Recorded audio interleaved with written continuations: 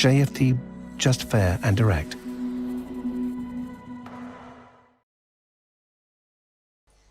Okay, hello and welcome everyone. Welcome to JFD Traders Tea Time with me, Darius Anucauskas. Today's the 12th of August 2020. So yep, welcome everyone. Welcome to this Wednesday's afternoon session where we're going to have a quick look at the markets, a few of the charts, the usual stuff.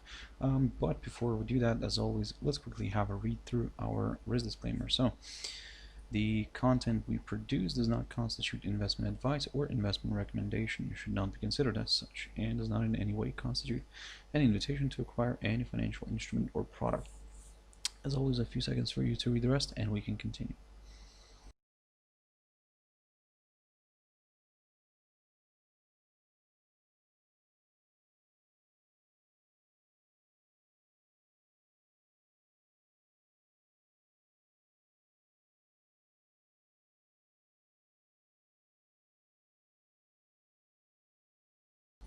Okay, so now then, also just before we jump into the charts, quick mentioning of our JFD YouTube channel, to which you can always subscribe to in order not to miss any of our upcoming videos, and of course our JFD Bank website, and specifically our JFD research page, which we also update on a daily basis. So yep, feel free to visit us here on jfdbank.com and click on the research tab right there on the top, and I believe you can find something useful here.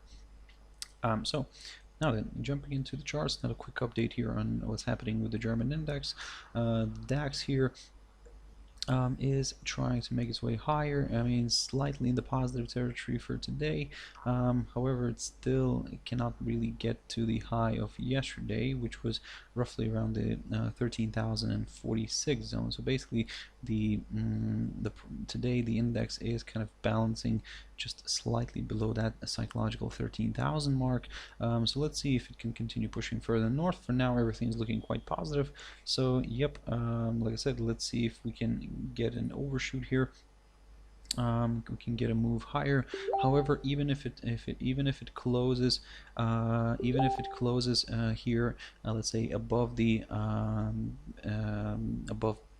above the 12,913 territory, then there is still a good chance for this one to move further north. So yep, let's see if this one can continue pushing further north.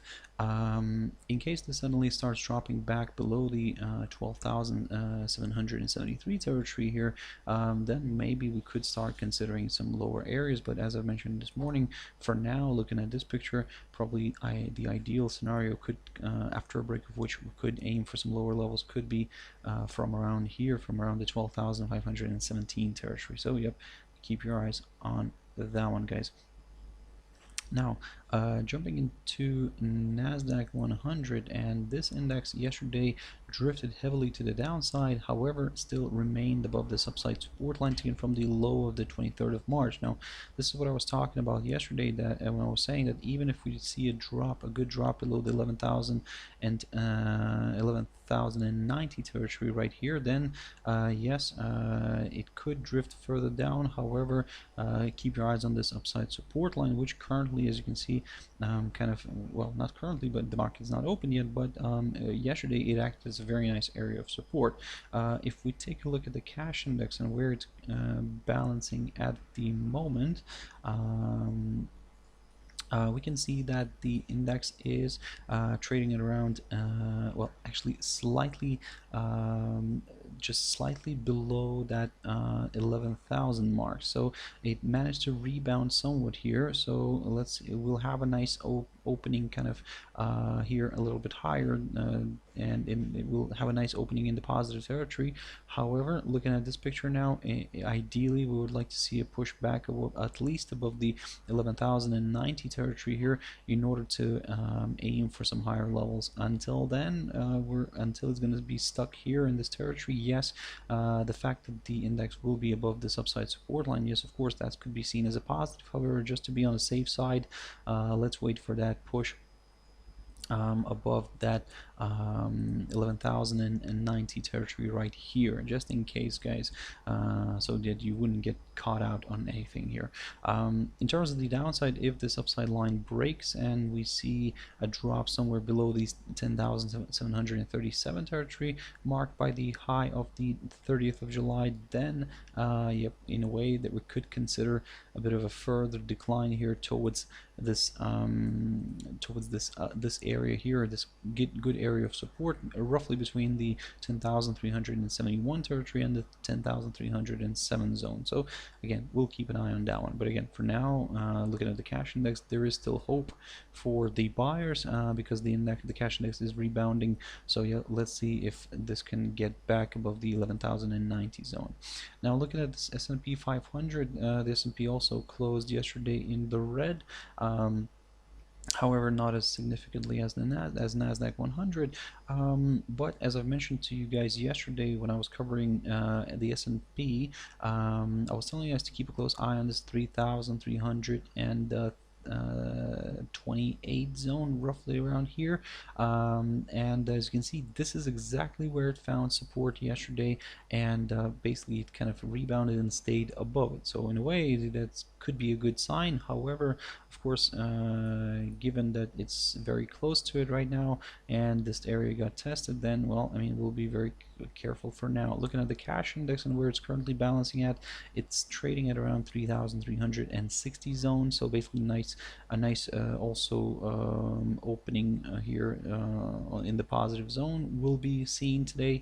However, the big question, can it actually travel back to the high of yesterday? Because as you can see, for example, the index drifted higher and actually failed by a few points from reaching its all-time high here that was tested in February of this year, so which is roughly around the 3,393 territory. So the index yesterday traveled almost all the way to that level, but failed to kind of hit that and reversed to the downside. However, found good support near this 3,328 zone. So again, keep your eyes on it today, because if by any chance we get a nice strong drop below this and we get a daily close below that, then yep, further declines could be possible. And one of the maybe levels to consider could be here near the 3,200. However, initially what we're going to aim for here is that 21-day EMA, because as you can see here, for example, back in the end of July and around the mid-July, it acted as a very nice area of support. So we'll kind of consider that idea as well. But in order, like I said, in order to aim for that, for these slightly lower levels, we need to see a drop below that 3,328 zone. Now, jumping into another index, and here it will be DXY, and as you can see, this is what's happening. So this morning it seemed like it wants to go further higher above this 93.81 zone, but as you can see, this is the result we're having. The index is drifting back down. It got a hold up near this level, near this 93.81 zone that I kept talking about for quite a while now, and now the the index is making its way a little bit lower. However, don't get me wrong, for now probably the best option here probably is to remain a little bit on the neutral side, because it's basically forming this range where, I mean, we need to see a violation of one of these levels, and probably let me just quickly highlight those. So we need to see at least a breakthrough one of these levels here in order to kind of consider the next directional move. For now it's kind of, like I said, it's close to this upper bound here. However, we need that confirmation break and ideally a daily close above that area in order to kind of examine slightly higher areas here. you can see that we did get these overshoots initially, but we didn't really get that daily close. So let's wait for that one. If in case this suddenly starts sliding back down here, well, we're not really going to do anything, as I said, until it's going to be trading in this range. But if it suddenly drops below the 92.55 zone here, then yes, this is where it could become a little bit more exciting for the sellers. Now jumping into gold very quickly, and gold is rebounding nicely here from this upside support line, and this is what I was talking about this morning, guys.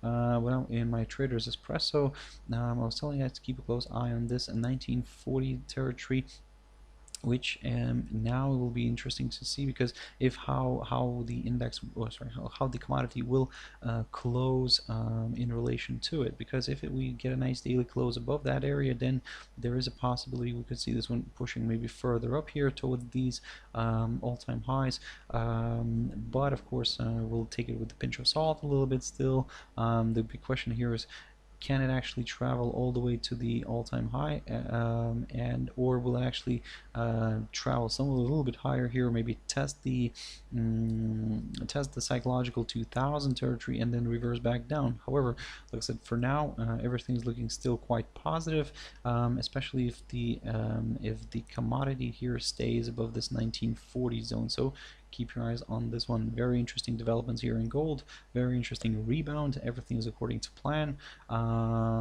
With the upside, with the downside here, of course, logically we need to see at least a break of this upside line here before considering some of the slightly lower areas. Now jumping into Ethereum very quickly, quick update. So I've talked about Ethereum last week as well, and I was telling you guys to keep a close eye on this 363.30 zone, which, as you can see, continues to act as a very nice area of support. It did so last week and it's doing the same thing again this week. So that level is the highest point of 2019. So this is where the holdup has occurred today as well, and yep, we're seeing a nice reversal here back to the upside. Everything's working according to this this arrow that I've drawn. So if it does push further north here, then of course initially our target is the 416 territory, roughly around here, marked by the current highest point of August. But if that gets broken, then yep, higher levels could be met. Jumping into AUDJPY, and I've looked at this one recently.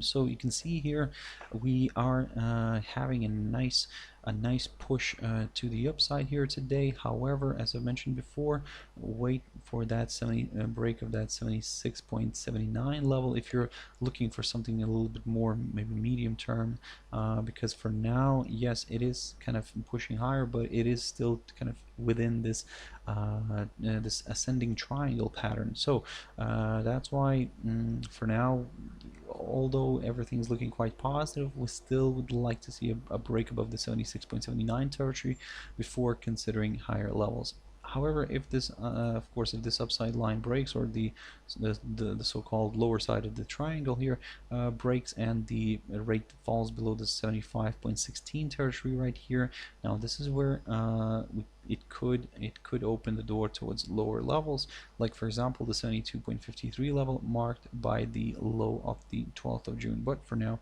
everything's still looking quite positive. Now jumping into USDCHF, and this is the result of that DXY sliding, and you can see that initially the pair did try to overcome the 0.9184 level, but failed to kind of remain above it, and now it's drifting back down. It seems that the bears are really willing to drive this one all the way towards this 0.9073 territory, which recently acted as a fantastic support zone. Just to kind of remind you what that level is or was in the past, that's basically the lowest point of in May 2015, guys. So keep your eyes on that one. Keep your eyes on this level, the 0.9073.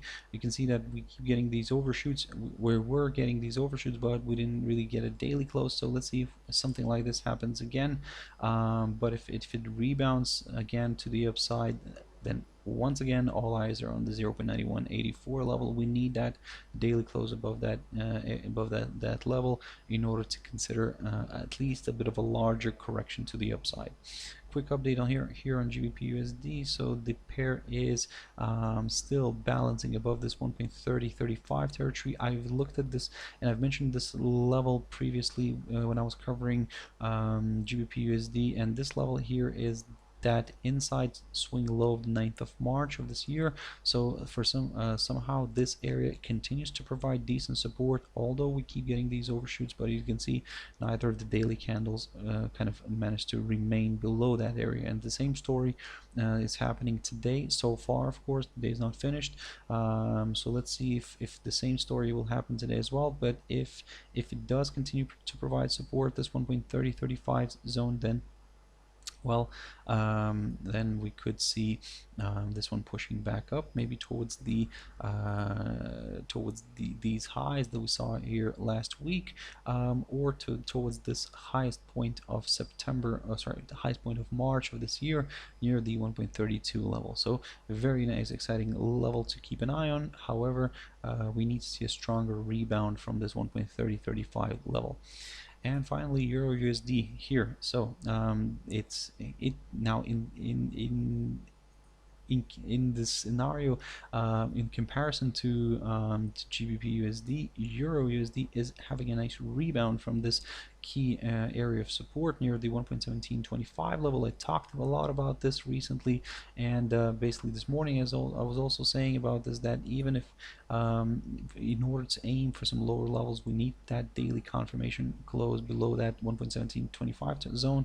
But as you can see, we only got a break here, and now the pair is making its way up and closer to this 1.1815 zone. So a nice good pop above that could open the door again towards this 1.1909 territory, roughly around here, and then of course we'll take it from there, because for now EURUSD, from the short term, very short term perspective, it seems that EURUSD is trading within this little range here. However, something for you guys to keep in mind as well, so is that try to keep an eye on this potential, maybe or let me rephrase that. If this pushes a little bit higher but fails somewhere around here and fails to reach the upper side of the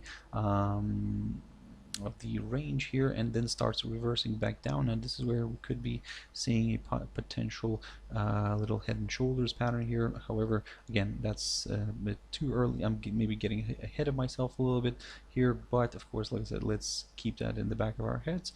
Let's see if this is gonna work out or not. But for now guys, it is making its way towards the 1.1815 level. Let's see if you can overcome it. If it can, then the next target, of course, is this the upper side of this little range. But as I said, keep your eyes on this little area right here, because if it struggles to get to the upper side of the range and starts reversing back down, now like I said, this is where maybe it could, this other idea that I mentioned, for potential head and shoulders, could work out. But again, for now, let's keep that for later. Anyway, guys, I hope you found it useful, and thank you very much for watching and listening. If you want to catch my video later on, or should I say later on, tomorrow morning, my Trader's Espresso, 6 o'clock GMT time. For now, guys, I hope you have a wonderful evening, and I'll see you later. Thank you very much, and bye-bye.